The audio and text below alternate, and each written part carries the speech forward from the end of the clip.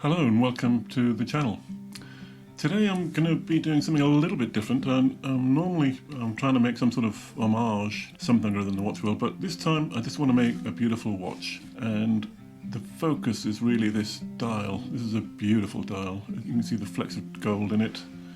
Nice gold case and traditional sort of Mercedes hands, and a fairly straightforward NH35 movement.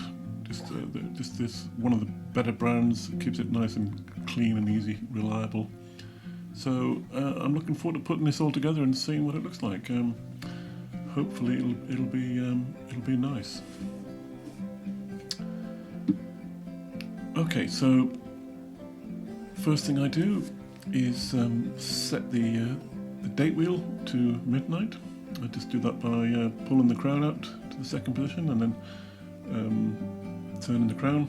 Obviously it's a dummy crown at this stage, and then I want to get it until it just moves, and as soon as it just moves, then I know that I can set the minute hand and the hour hand to 12, and it'll be exactly on midnight. And once it gets past midnight, click like this, boom, and then it'll be in the right position.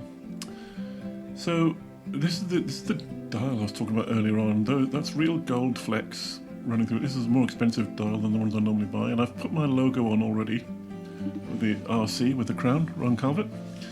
And I'm going to go belt and braces this time. I've cut the dial feet to go into the movement, but I want to be really secure with this one, so I'm just putting some extra little pieces of tape on the outside of the movement holder, the outer sort of bracket, the plastic holder for it. It's fairly straightforward. You can buy these sort of little pieces of sticking tape. They're very thin. They don't add anything to the distance, and they hold the dial on pretty securely. So I'm just putting it in 3 different positions, pressing the adhesive down. It's double-sided, two sides are both sticky. One goes on the plastic there, and then I just peel off the paper so that the sticky side is exposed. That's the first one done. I'm just tapping it down now, making sure it's not going to get in the way of the movement of the wheel. And now a little bit of space, and I'll put the second one on. Obviously being very careful not to touch the not to stick it on the dial, which moves. Sorry, the date wheel, I mean, that moves. And you can see the adhesive paper is still left behind when you peel off the yellow paper.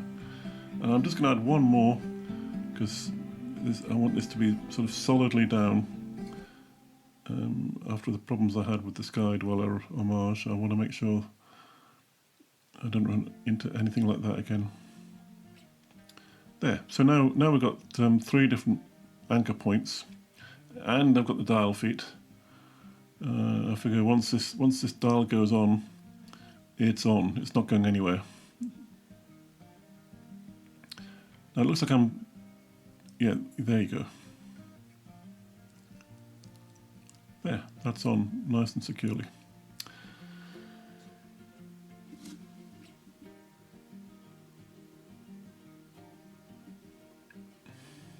Pop it in the movement holder and just spin it round. The dial's not falling off or anything, so it's obviously securely on.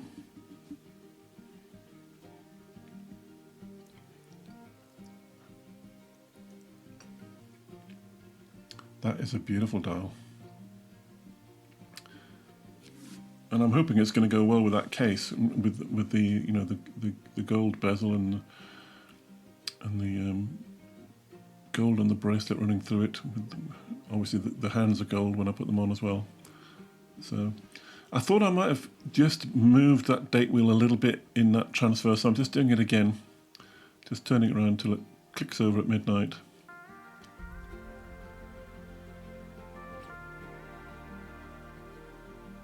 There you go.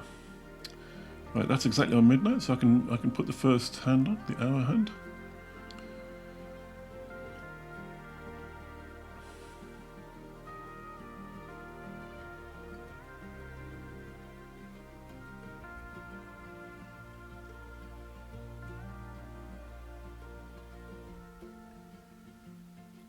Using a bit of Rodico to pick up the dial, and yeah, the gold in that dial is going to go really nicely with the gold on that dial. Rodico is a bit too sticky here, but never mind. Eventually I'll get it on. There you go, that's pointing towards the 12. It's a fraction off at the minute, but I'll correct that with the gentle hand press. I normally use a hand press to get the hand in the right position, and then I'll switch to the mechanical hand presser to make sure that I've got the dials flat in a nice even parallel position to the dial. You don't want the hands sort of pointing down or pointing up slightly, because they've got a good chance of fouling on each other if you do that. There, I've just corrected it slightly, sort of rotating it as I push down, and I've not pushed very hard, just enough to sort of hold it in place. So here's the mechanical pusher coming in, and I'm going to transfer the movement to this particular holder for an NH35 movement. You see that metal point at the bottom? That goes in the dial and makes sure that the pinion is exactly in the middle. So you know when the hand comes down, there's no messing about positioning it and hoping, lighting it well so you can see where it's coming down. You know it's going to be in the middle. So now I'm just pressing down a little bit more firmly. There you go, and you can feel it sort of click in. And yeah, that looks good. That looks smack on the 12 o'clock mark. So pop it in the other movement holder and make sure it's rotating nicely, not scraping on the dial or anything, or touching any of the indices. And there's the date changing as it approaches midnight. That's more or less spot on. That's good. So now I'm going to put the dial round to midnight again, and I've just decided to put it on the 9 o'clock spot rather than midnight. I do like a right angle when I'm putting the minute hand on. I think that helps me see it much more clearly. You can obviously put it on 12 and have them both sort of one overlapping the other, but I like to see the right angle.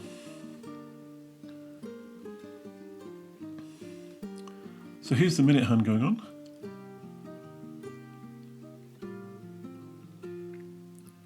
And that's pretty nearly spot on, not quite. I'm just using the Rodico. And that's about it there. Yeah, I've just dislodged it slightly, but I can probably just sort of nudge that into the right position when I get the hand presser. Obviously I'm going for a different sized hand presser now. The minute hand and the hour hand are different diameters. So now I'm using a 1.1. I was using a 1.8 diameter for the hour hand. And you can see I'm rotating it and didn't quite get it on firmly enough before I started, but I'm trying to rotate it to make sure that it's exactly on the 12 mark, because this is going to be 9 o'clock dead on. So now I'm pressing down a little bit and moving the minute hand with the Rodico, or holding in position with the Rodico, I should say, and a bit of movement, I suppose. Yeah. There you go. That's in the right position. So now transfer the movement into this holder, which exactly zeroes the pinion in at the middle. Rotate the mechanical presser so that the minute hand comes down at the right diameter, and just presses down. And that looks about right, I think. Just going to turn it around now and see what happens when it gets to midnight.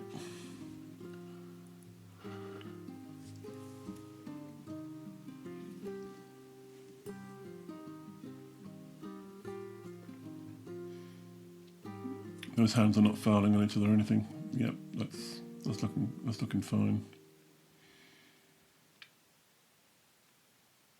Oops, just going a little bit too fast there, dislodging the movement, but it's okay.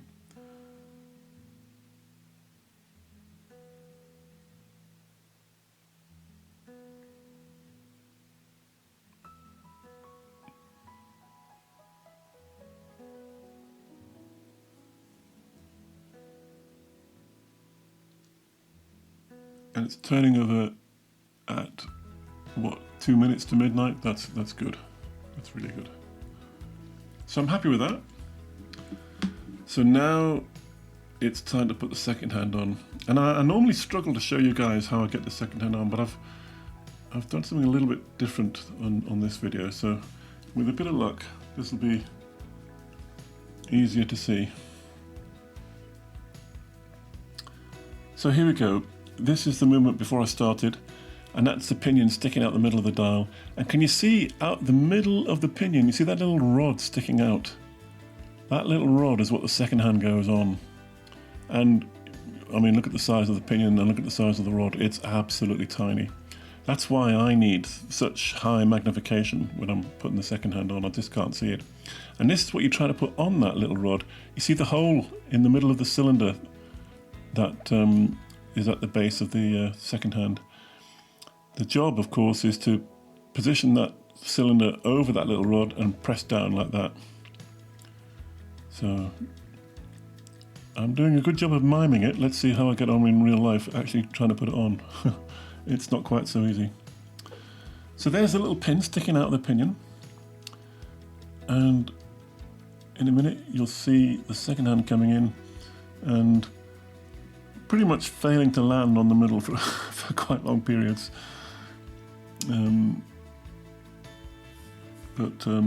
Watch and see.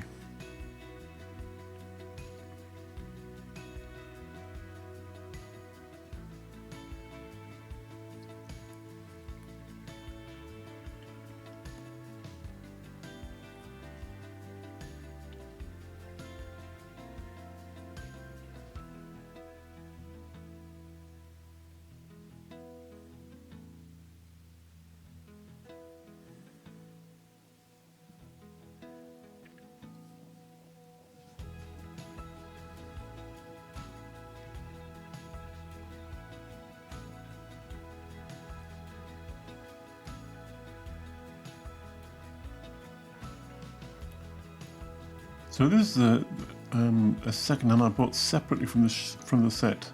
It's got a nice little shark silhouette on the outside. I thought that was quite interesting. So I've abandoned the second hand that came with this set, and I'm trying to put this one with a shark on it.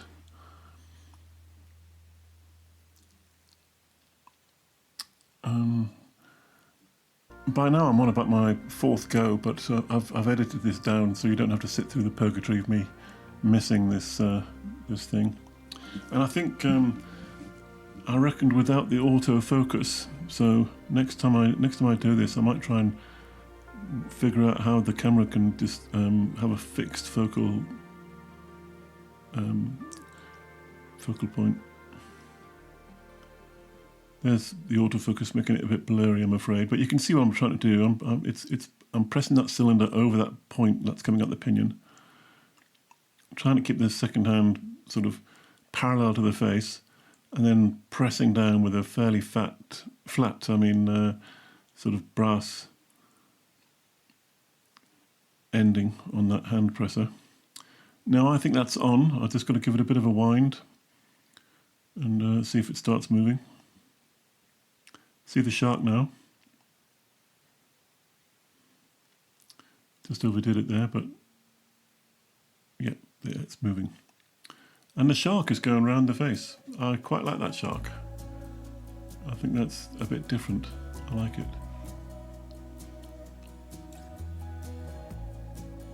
So, that's the second hand done. I mean, that's spent a disproportionate amount of time on that, but it's something I keep failing to show you properly.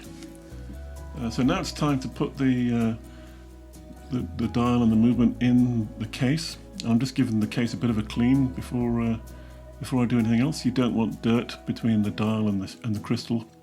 That would be a real nuisance. I see people doing all sorts of clever things with their fingers to stop the dial touching anything, but I find it easy just to turn it over on one of these movement holders. It doesn't stop the second hand. It's easy to do, and you just push down on that little lever that I've shown you in previous videos, and just gently, and it comes out neat as a nut. So now I'm putting the crown on the stem that came with the movement, and the dummy stem's out, and I'm just gently inserting the stem It'll be too long, of course, so at this stage what I'm trying to do is just work out how much I'm going to have to cut out. I'm just checking that it's properly in, so the hands are moving, and I can feel it is now. Right, so how much do I need to take off?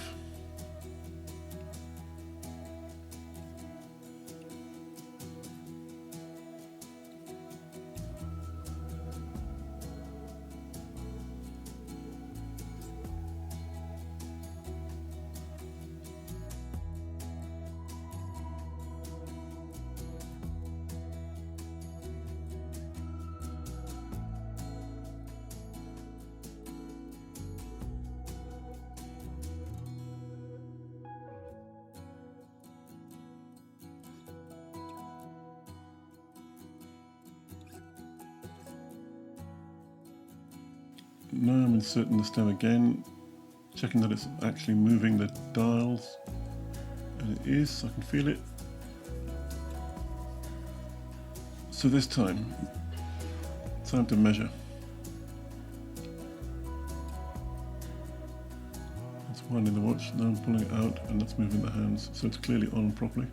Push it in again, it has to be in the winding position so for the lever to show that you can push down on to release the stem. It is idiot proof. There's no lever to push on if you have the crown pulled out. So here I am measuring how much I need to take out. So I'm just seeing that the crown has got a little spring on it, so it pushes in a little bit. So I need to measure the distance when the crown is pushed in.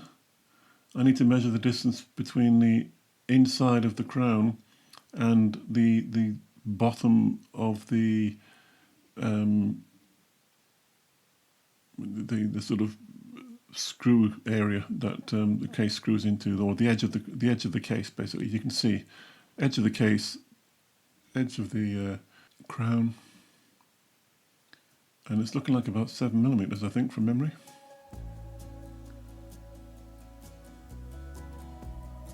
Here's me having another go, making sure I'm up against the case metal.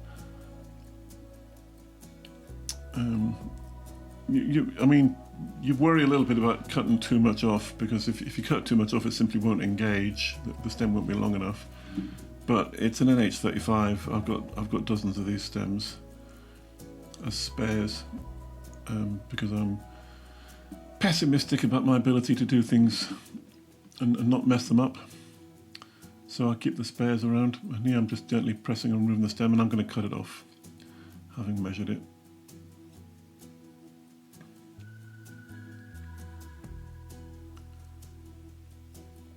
So I like to just mark the distance with a little marker pen, so I can't just blunder and cut it way too short, because I'm just guesstimating it by eye. So bring the calipers down. I've left it at the measure. You can see 6.97. That's more or less 7mm, that I said.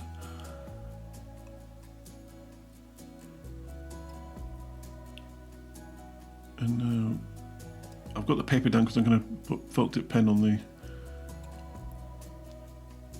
stem. And obviously, once I cut it, if I can still see a bit of blue, then I know I haven't gone too far. A bit of blue on the stem, that is. Right, time to cut it. I'll generally take it away from the desk to cut it, because I don't want little bits of metal just flying off and landing in the movement. That would be more than a nuisance if that happened.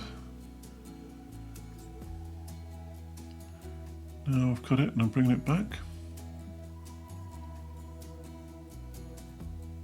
Might be 1/2mm too long at the minute, when I finally get it in. But I'd rather it was 1/2mm too long than 1/2mm too short, because 1/2mm too short will not work. Whereas 1/2mm too long means you just got a little bit of extra effort when you use the screw down crown feature. I'm happy with the length of this stem. So now I've got to use Loctite glue to make sure that once it's in, it doesn't just sort of unwind if you move the crown in the opposite way to the way that presents resistance. And I probably put too much on. I mean, I see other people doing this and they put slightly less than me, but as long as you're wiping it off and not risking getting any in the movement, I mean, the volumes we're talking about are fractional, so it's not like you're sort of gonna run out of glue anytime soon. This will keep me going for many months. So I've got a big dollop of blue Loctite.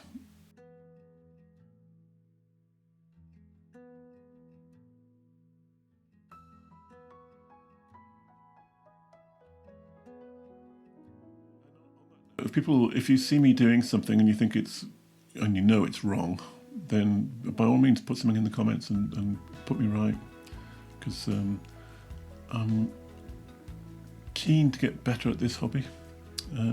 I am improving. The thing I'm struggling with at the moment actually is learning how to use a camera to get it across on YouTube. I bought a couple of cameras and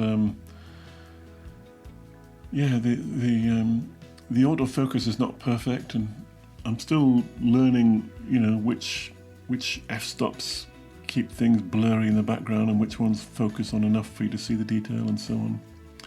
And I bought a couple of lenses, like macro lenses, for the close-up shots. And of course I've got a microscope which has got a sort of video feature in it, a trinocular microscope.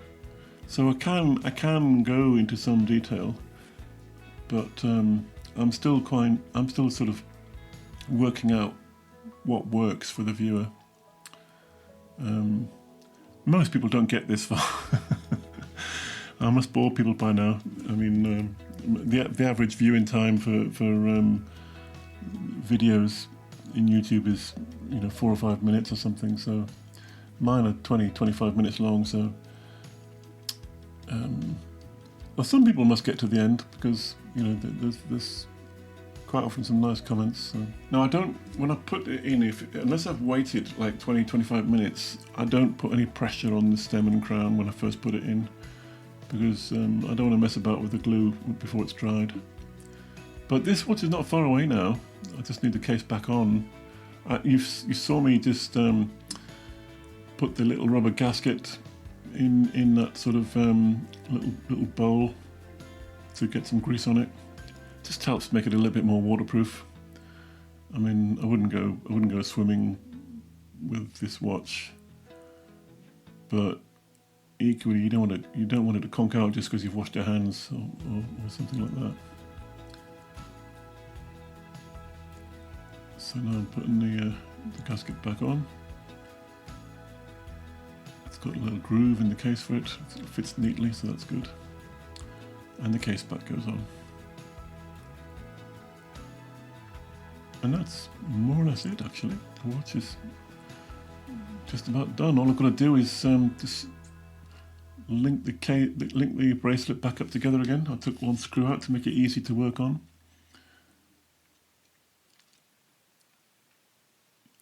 And then after this screw comes in,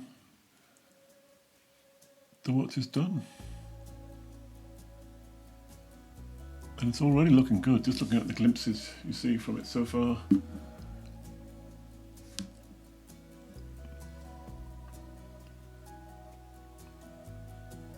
Here's that screw I was talking about. Very, very simple, this bit, very easy.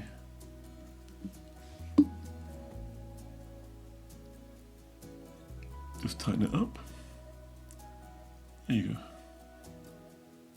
Trust me, I'm tightening it up. And that's it. That's the watch. I think it's quite classy, and I really like the dial. Let's show you some proper shots of it now.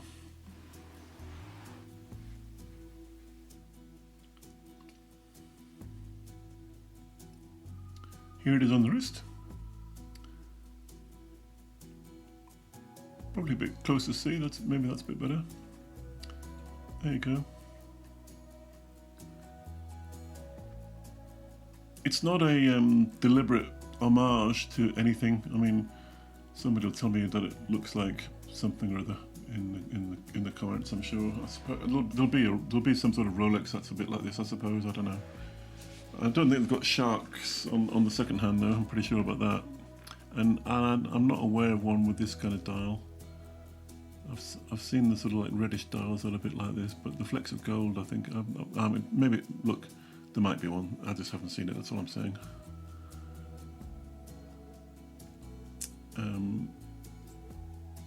And as I look at it, it does remind me of, I mean, the problem is when whatever you buy on AliExpress, the cases, the dials, they're all, you know, basically copies of something or other that's famous. So it's pretty hard to build a watch that's not an homage to one of the other famous brands. What you can do though is mix up the combinations, so the dials and the hands and the case are, you know, not what you normally see combined together, and then that way it's not trying. It's definitely not trying to be a copy of something. I can't help it looking like it's inspired by something though. It just can't be helped by the nature of what you buy on AliExpress. But that's looking fine. The date wheel's working good, going backwards nice and easily. And now I've screwed the case in, and that's it. I hope you like it as much as I do. I think it's beautiful.